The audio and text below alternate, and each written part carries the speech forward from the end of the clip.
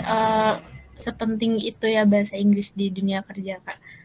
Bisa untuk berkomunikasi dengan orang-orang baru, terutama orang dari luar negeri gitu. Betul, betul. Selain bahasa Inggris, skill apa aja sih yang diperluin di dunia kerja, Kak?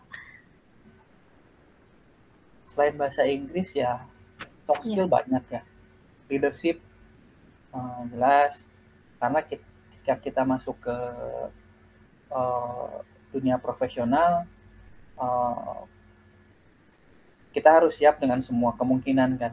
Ketika kita diminta untuk menjadi leader di suatu tim terkecil sekalipun, atau bahkan untuk menghadapi diri kita sendiri pun kan kita membutuhkan kemampuan leadership gitu ya.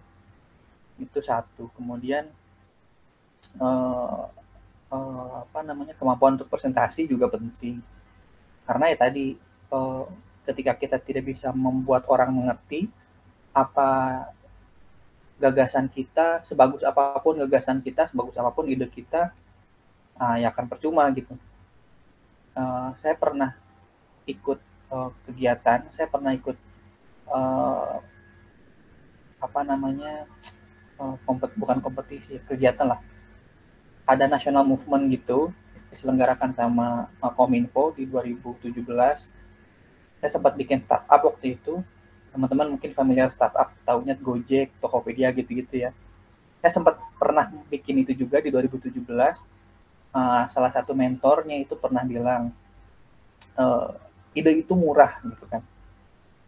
Semua orang itu bisa bisa punya usul, bisa punya gagasan, bisa punya ide. Uh, Seserumit apapun ide itu, gagasan itu, sebrilian apapun gagasan itu bisa terpikirkan oleh orang yang mungkin kita anggap remeh gitu, profesinya, latar belakangnya gitu, bisa muncul dari benak siapapun gitu. Tapi yang mampu untuk mengeksekusi itu nggak banyak, yang mampu bisa menyampaikan gagasan itu nggak banyak gitu. Dulu kita pitching presentasi ya, istilahnya pitching ke banyak orang, ke calon tim kita aja pun kita pitching gitu, idenya kita, uh, permasalahan apa yang pengen kita selesaikan kayak gitu. Kemudian ide dari kita apa, bagaimana kita akan menjalankan itu, kemudian manfaatnya nanti kemudian hari itu apa gitu gitu kan. Dan itu apa namanya, penting kemampuan untuk bisa presentasi itu. Dan tentunya kemampuan untuk bisa presentasi itu tidak didapatkan dengan instan gitu ya. Ada proses yang harus dilalui sama kita untuk bisa punya kemampuan itu. Dan tidak semua orang, tapi itu bisa dilatih gitu. Tidak semua orang punya memang, tapi bukan bukan berarti ketika sekarang kita nggak punya kemampuan itu, kita nggak bisa punya kemampuan itu gitu. Tapi asal kita mau untuk melatih itu, apalagi teman-teman bersyukur banget punya media diisi ini untuk bisa melatih itu, ya manfaatin sebaik-baiknya gitu. Ditambah juga selain itu kemampuan untuk bersosialisasi penting, jelas penting, karena di tempat sekarang ini saya kan nggak ketemu sama belum, setahu saya tuh nggak ada alumni dari kampus kita yang kerja di perusahaan ini gitu. Sehingga kan ketika saya nggak bisa bergaul dengan baik sama teman-teman saya, eh, akan kesulitan untuk beradaptasi, karena memang latar belakangnya beda-beda. Ada beberapa gerbong dari Yogyakarta, dari Surabaya gitu kan, dari Malang, dari Jakarta gitu kan, yang semuanya itu latar belakangnya beda-beda gitu, yang kita harus bisa menyesuaikan. Apalagi ditambah kalau misalnya perusahaan kita perusahaan yang perusahaan internasional gitu, jadi memang kita juga harus siap ketemu sama teman-teman dari negara lain. Saya pernah punya teman dari Malaysia juga gitu, selain dari Jepang gitu. Jadi makanya ya harus siap untuk, harus mampu lah untuk bisa bersosialisasi. Dan di IIC juga sama kan gitu teman-teman, eh, mau nggak mau, kalau kalau bisa dibilang ketika teman-teman kuliah masuk ke kampus, mau jadi kupu-kupu bisa gitu ya, mau kuliah pulang bisa gitu. Datang ke kampus, belajar, ujian, skripsi atau tugas akhir, kemudian wisuda pulang bisa sebenarnya gitu, tanpa harus bersosialisasi sama teman-teman kalian. Tapi kan ketika kalian masuk ke organisasi, mau tidak mau kan teman-teman itu harus bersosialisasi dengan teman-teman yang lain. Kenapa? Karena supaya program-program kerja kan kalian nggak bisa egois dengan keinginan kalian sendiri gitu. Kayak saya tuh senangnya nyanyi, saya pengennya ada program kita bernyanyi dengan bahasa Inggris ya gitu. Tapi si B, saya kan nggak bisa nyanyi, suara saya fals, kenapa saya harus mengikuti program menyanyi dalam bahasa Inggris gitu kan misalnya contoh. Mendingan saya debat aja, lebih lebih bagus debat, programnya udah program debat aja. Tapi kan teman-teman harus bisa menyesuaikan, harus bisa saling membantu satu sama lain. Simbiosis mutualisme lah gitu kan. Yang satu dia pengennya ada program menyanyi bahasa Inggris, satu pengen ada program debat. Kalian saling mendukung satu sama lain supaya goal masing-masing itu bisa tercapai. Itulah fungsinya adanya organisasi, fungsinya ada komunitas, supaya bisa memfasilitasi satu sama lain gitu. Karena kalau kalian keturunannya Bill Gates ya nggak perlu lah mungkin bisa dibilang, karena kalian bisa bayar orang aja buat ngajarin gitu kan, kasarannya seperti itu. Gitu sih teman-teman. Seru banget ceritanya Kak. Berarti isi ini juga memberikan dampak yang positif juga ya untuk kehidupan kerja di Kayudhistira. Banget. Saya lanjut di pertanyaan terakhir mungkin Kak. Gimana sih Kak cara untuk kita biar jadi lebih percaya diri saat berbicara bahasa Inggris gitu? Apalagi pas ketemu orang baru. Untuk ketemu orang baru sebenarnya kita pun punya masalah gitu ya. Tanpa harus sebelum kita bicara bisa menggunakan bahasa Inggris dengan orang baru, kita ketemu orang baru pun kita udah ketemu masalah dulu gitu kan. Masalahnya apa? Masalah ya tadi kita nggak pede, atau misalnya nggak pede dalam banyak hal gitu kan ya. Padahal juga belum tentu orang yang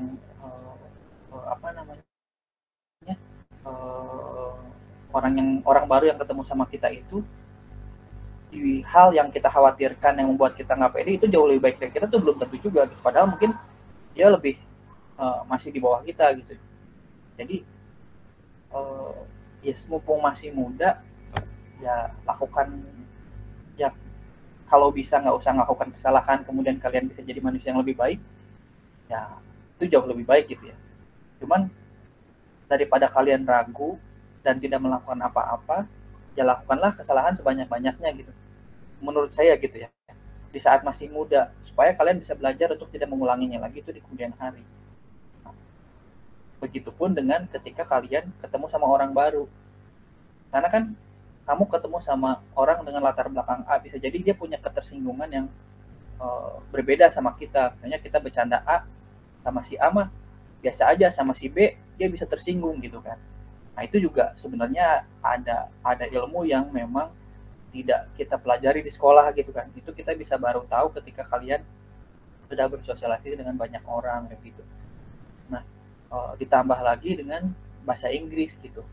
Jadi ya sama tadi seperti yang saya bilang, ya udah pede aja dulu, ajak aja ngobrol dulu. Kadang kan ketakutannya ketika kita mau nyoba ngomong ke bahasa Inggris, jangankan di forum gitu ya, kita mau melatih dulu nih, saya pengen melatih deh, ngajakin teman di kampus, yuk kita ada English Day misalnya di kampus teknik, setiap hari Kamis misalnya kita ngomong pakai bahasa Inggris yuk. Pasti akan ada ketakutan tersendiri kan dari teman-teman, ntar diledekin lah, si Dian mah so Inggris kayak gitu, bahasa Inggris masih belepotan aja, masih makan mendoan aja so Inggris kayak gitu. Udah makan keju baru makan ngobrol ke bahasa Inggris misal gitu. Pasti adalah beberapa orang yang punya kekhawatiran kayak gitu kan di benaknya gitu. Belum juga mulai kita udah takut bakal diledekin lah, atau misalnya padahal yang ngeledekin pun belum tentu dia jago bahasa Inggris gitu kan.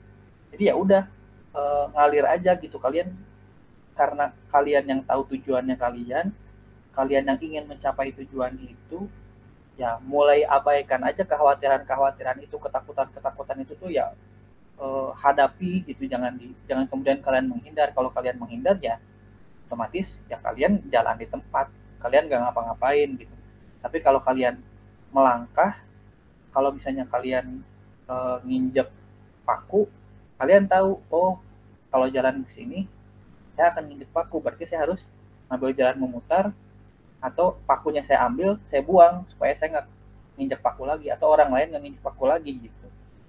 Seperti itu.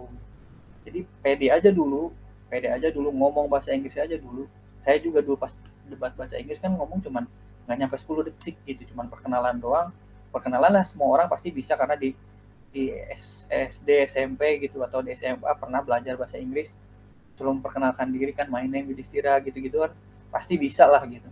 Tapi ketika setelah itu untuk menyampaikan gagasan kan perlu waktu, perlu proses, dan perlu keinginan yang kuat kayak gitu. Saya juga sempat down, ngerasa nggak pede pas belajar bahasa Inggris melalui debat itu kan. Tapi dulu senior saya sampai datengin gitu ke kosan, benar-benar datangin ke kos-kosan gitu, yang memang kos-kosan kita beda gitu, agak jauh juga. Dulu kan saya masih di Purwokerto, saya ngekos di Grendeng, di belakang Masjid Grendeng. Mas Yusron itu ngekos di Karangwangkal gitu, yang agak jauh dari kosan saya gitu. Tapi ke kampus kita searah, dia sebelum datang ke kampus dia nyamperin dulu ke kosan saya, ayo kita berangkat ya gitu, ayo kamu semangat, nanti kita belajar bareng, kamu jangan takut kalau nanti under time lagi ketika debat ya gitu, nggak masalah gitu. Nanti juga akan ketemu momen di mana kamu masih banyak gagasan-gagasan yang mau disampaikan, tapi waktunya malah nggak cukup gitu. Ya udah, nanti kamu akan belajar lagi di proses yang selanjutnya gimana caranya kamu bisa memanfaatkan sebaik mungkin waktu yang ada, tapi semua gagasan kamu tersampaikan. Dan itu pun ketemu juga momen itu pada saat kompetisi yang dulu sih ada nama Sensation, nggak tahu sekarang masih ada atau enggak ya. Seperti itu.